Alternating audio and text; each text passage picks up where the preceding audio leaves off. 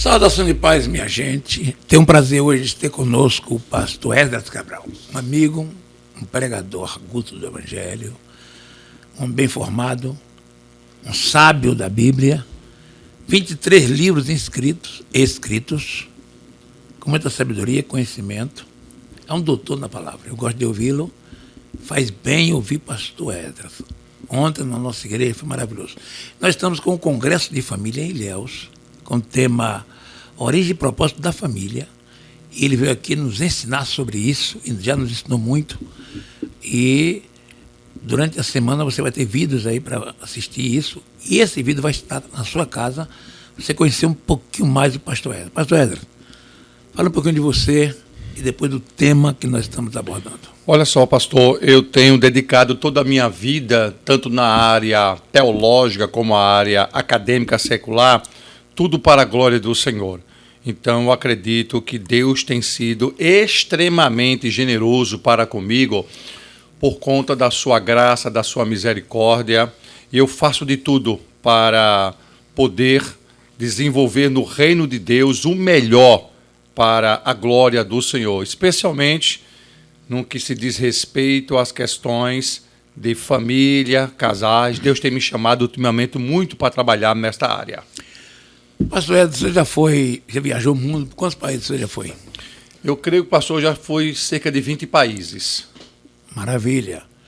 Então, irmãos, você vai ver no nosso canal do YouTube as mensagens do pastor Esdras Cabral, ministrado no Congresso da Família, Propósito da Família, Origem da Família. Pastor Esdras, fala um pouco sobre esse tema que nós estamos abordando no nosso congresso. Eu, primeiramente, quero ser grato a meu Deus novamente em voltar aqui à cidade de Ilhéus, rever meu amigo, na qual tenho maior admiração por ele, autoestima pelo meu amigo, pastor Israel Ferreira. Obrigado. Homem de Deus, gosto muito dele, da irmã Joilda. E louvar a Deus porque o pastor Israel, também como um psicólogo, psicanalista, ele sabe muito bem que tudo começa com a base. A base é a formação para tudo na vida. Então, nada melhor do que estudar a origem e o propósito de Deus para a família no livro do Gênesis. E eu louvo a Deus porque o pastor Israel, com o DEFAD aqui, o Departamento da Família, resolveram escolher o capítulo 1, versículo 26, 27, 28, como texto básico para falar sobre a origem e o propósito de Deus para a família.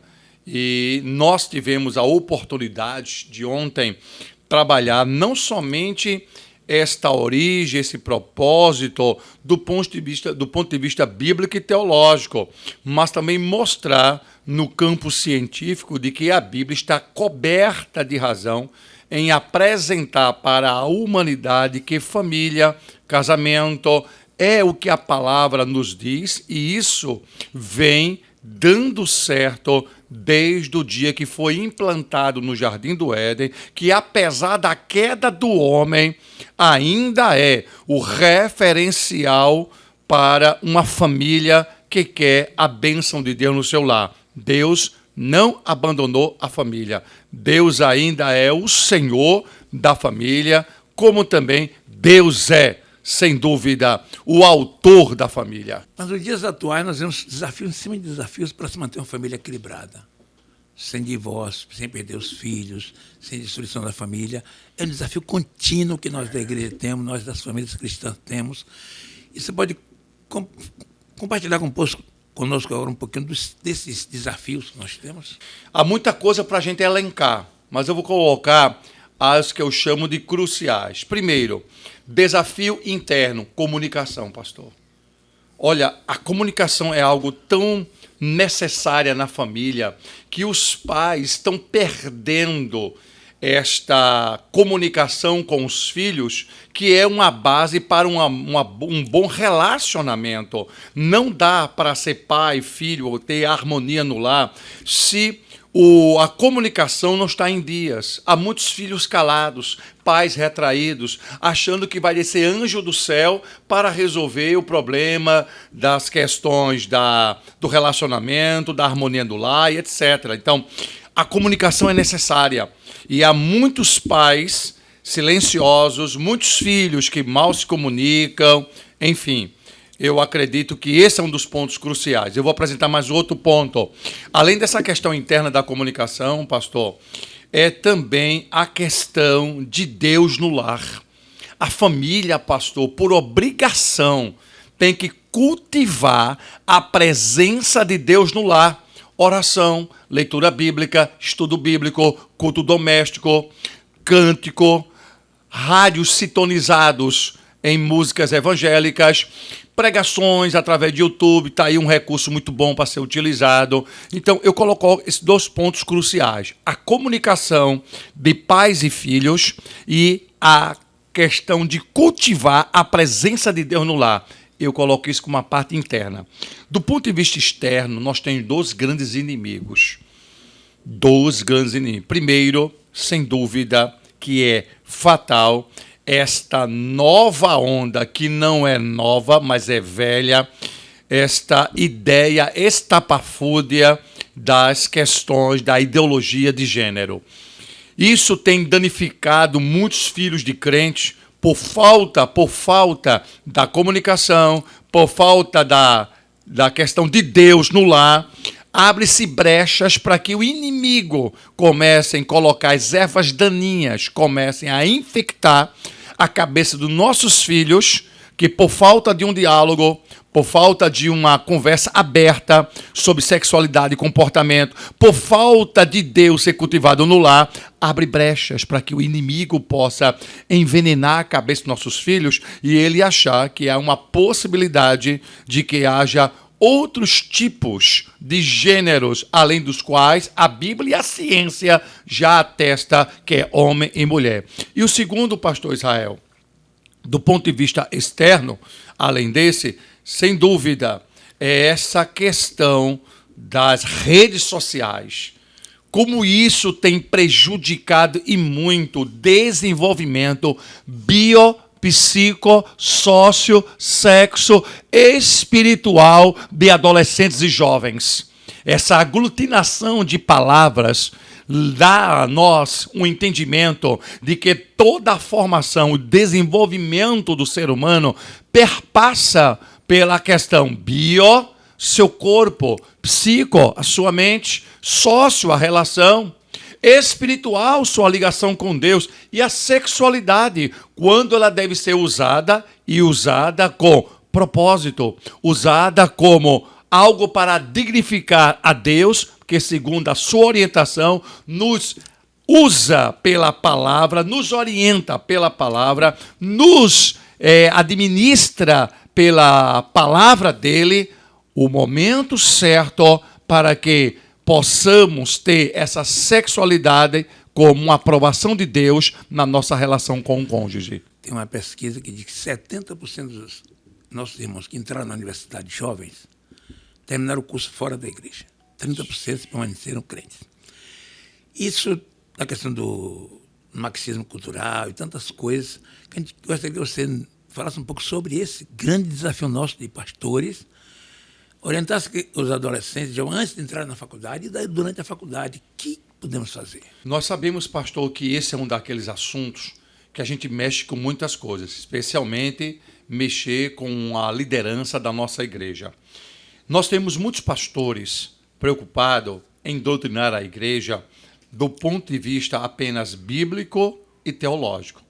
Mas, segundo o grande pregador D.L. Moody, ele já nos dizia que um bom expositor da palavra, um bom pregador da palavra, tem que estar com o jornal de lado e a Bíblia. Ou seja, ele tem que se aquilatar de informações, de conhecimento extra-bíblico, atualizar-se dentro da sua agenda, para que possamos confrontar estas vias filosóficas através da Escritura. Ontem eu disse no capítulo 1, versículo 17 de Paulo escrevendo aos Filipenses, Ele diz, eu fui posto para a defesa do evangelho.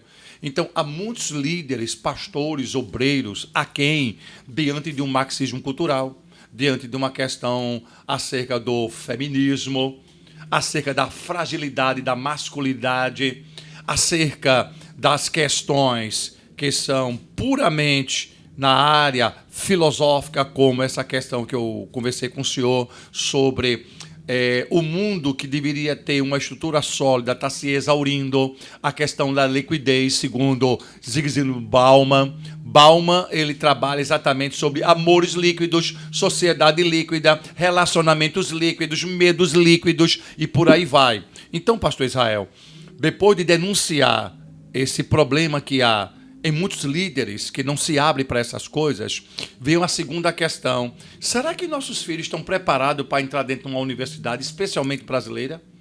Será que nossos filhos realmente têm cabeça para encarar um professor ateu, marxista, evolucionista, positivista e outros istas?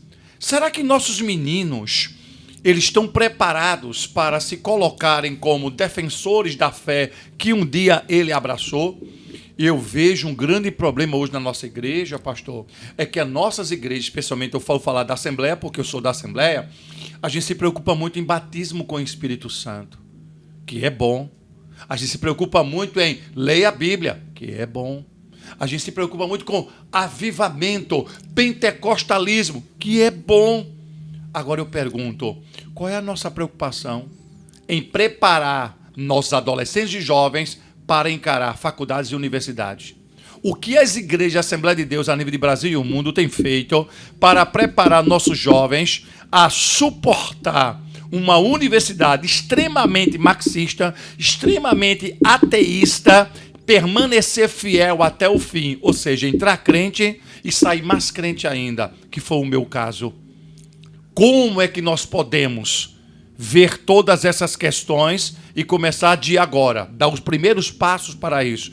E eu fecho essa questão, pastor, dizendo o seguinte: de 10 jovens que entram na igreja, Assembleia, Batista, Presbiteriana, Congregacional, 2 permanecem crentes, fiéis, mas 8 começam a se entregar aos ismos filosóficos. Obrigado, pastor. Nós queremos que você faça a mensagem final. O que você diria hoje à igreja de Ilhéus, às igrejas que estarão nos ouvindo diante dos desafios familiares? A família está sendo desafiada e a igreja, porque a igreja é família. A igreja precisa trabalhar seus crianças, jovens, adolescentes para os desafios do casamento, de formação de nova família, desafios profissionais, desafios estudantis na universidade. São desafios que vai além da nossa força. Nós precisamos começar a preparar desde pequeno para chegar naquela idade de enfrentar o desafio, pessoas estejam minimamente preparadas. Pastor Israel, eu vou falar aqui de Ilhéus porque já é a minha 4ª e 5ª vez que eu estou aqui, e o que eu posso dizer é o seguinte, e eu costumo sempre dizer isso também em outras igrejas: a igreja é formada de família. Todo o departamento da igreja, seja do infantil até obra missionária, é feita de família. Escola dominical é família, pastor. Evangelização é família. Não há departamento que não tenha esse conglomerado familiar. E aí, pastor, o que é interessante? Todo pastor sábio, ele deve olhar para a igreja e revelar, apresentar, despontar potencialidades para que sirvam para os departamentos da igreja, descobrir onde estão essas potencialidades na área pedagógica, na área psicológica, na área da ginecologia, na área da educação, na área social, para que a nossa igreja possa suprir essas necessidades, tendo os profissionais que possam somar com um pastor, que é um líder espiritual, mas ele só não dá conta, pastor, da demanda que há hoje dentro de uma igreja, especialmente quando trata das questões familiares. Mas quando o senhor tem ao seu lado pessoas capacitadas na área psicossomática, isso ajuda muito. Pessoas que trabalham a questão do físio, questão do psique, questão das áreas emocionais, espirituais, aí você completa o ser humano, dando a ele que a igreja hoje oferece não somente a preocupação espiritual, mas a preocupação na área social, na área psicológica, na área que eu considero também, pastor, muito boa, a área profissional. Por que não despontar dentro da própria igreja uma vocação para isso? A igreja se abre para essas questões. Então, acho que a igreja precisa estar apta. A igreja não é só espiritual, a igreja é humana. Trabalha com gente. Trabalha com pessoas. Gente não está no céu ainda. Enquanto não estamos no céu, nós temos todo tipo de problema para ser resolvido. Vamos tratar das coisas humanas. Tem muita coisa humana para ser resolvida. A igreja diz assim, ó, não pode espiritualizar a vida. Você parece com depressão, mas já espiritualiza, é capeta. E a igreja... Demoniza.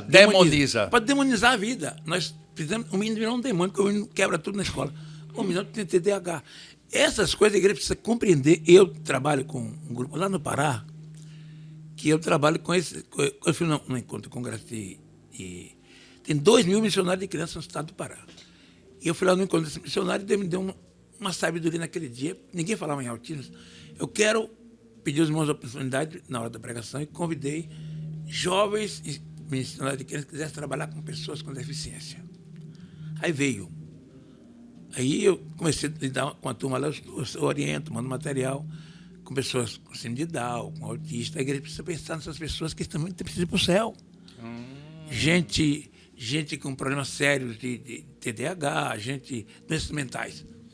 E isso tem um grupo no Pará que já trabalha com esse tipo de gente que eu estou treinando. Eu fui lá no congresso, mando material escrito e estou lidando com isso.